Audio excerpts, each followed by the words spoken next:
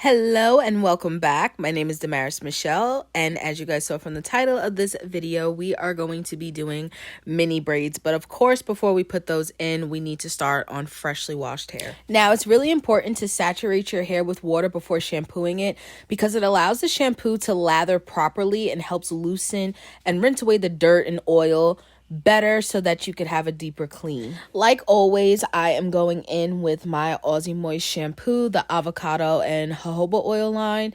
Now, I know y'all are getting tired of seeing this shampoo, and I promise this winter I'm gonna switch it up and try other shampoos. I actually recently just tried It's a 10, I think that's what it's called, and I think I like it in my daughter's hair. I'm not too certain. I just feel like anytime I try a different shampoo, I don't really like it.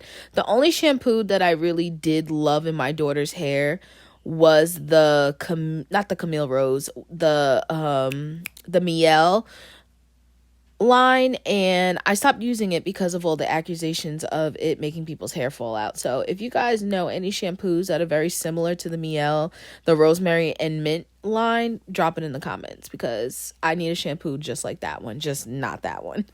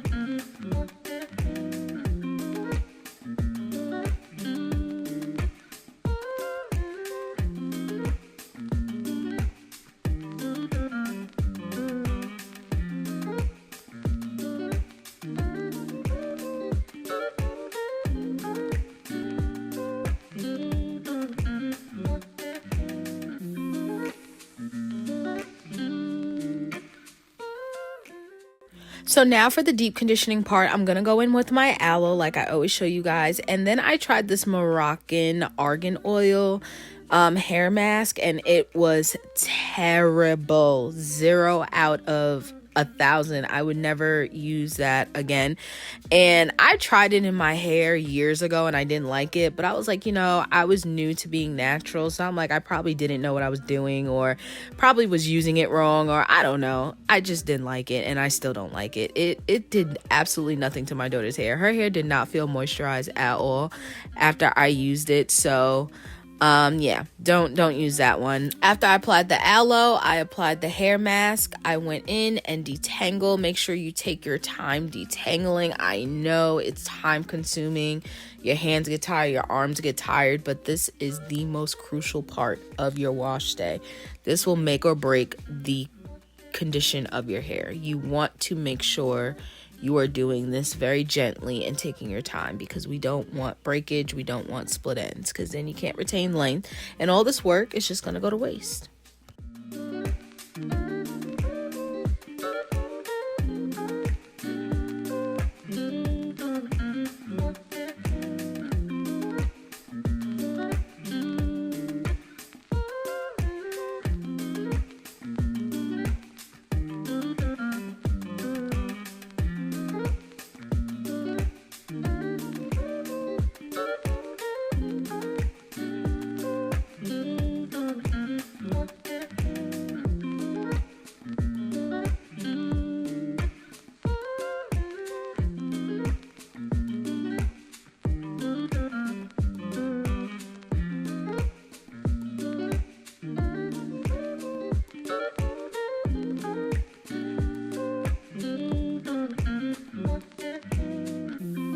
All right, so now we're going to go ahead and blow dry her hair, and I typically go in with my Tresemme heat protectant spray, but I was all out, so I had to use what I had, and that was the Dew's Texture Tamer, and I absolutely hate this stuff.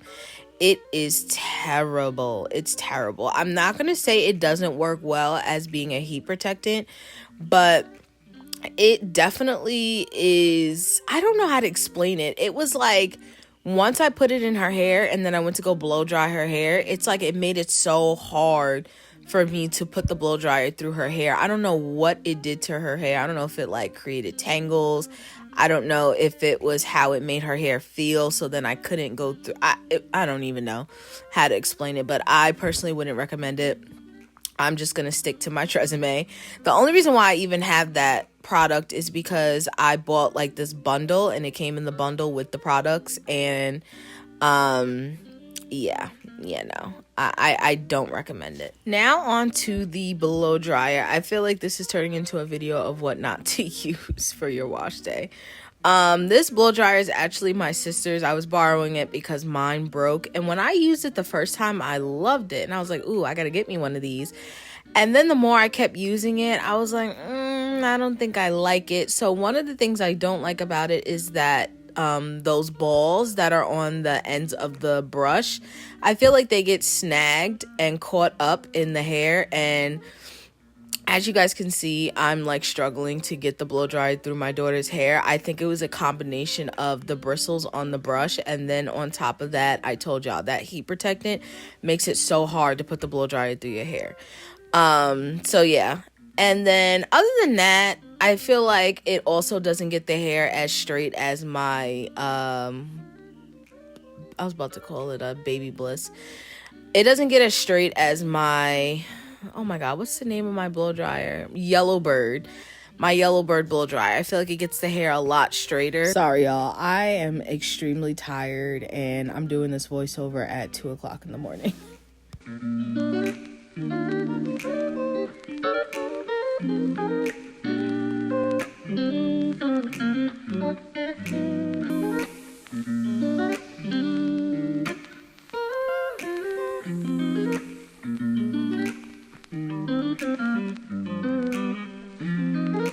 So this is the next day. I ended up having to put her hair into 2 braids because I completely forgot we got invited to a barbecue, and that barbecue involved a pool, and of course I had to let her get in. I couldn't let her sit there and watch all the kids get in the pool, and she couldn't. So I did put a swim cap on her head and it helped a little bit, but her hair did still get a little wet. So I was like, dag, I did all that blow drying for nothing. So I did start off by parting her hair in half from ear to ear, and then I started braiding from the back, and then I worked my way up. I am not the greatest when it comes to parting the hair, but what I do like about this style is that even if your parts are a little off or a little crooked, you don't really see it because of how the braids fall. For my gel, I went in with the Do's B Girl Braid and Edge Gel, and I love this stuff down. I love it, love it, love it so much. It really is a good braiding gel. Now, if you are somebody with thinner hair, I don't recommend using this because this gel is very, very thick, and I think it's because it also is used for edges, like an edge gel, and those are typically pretty thick.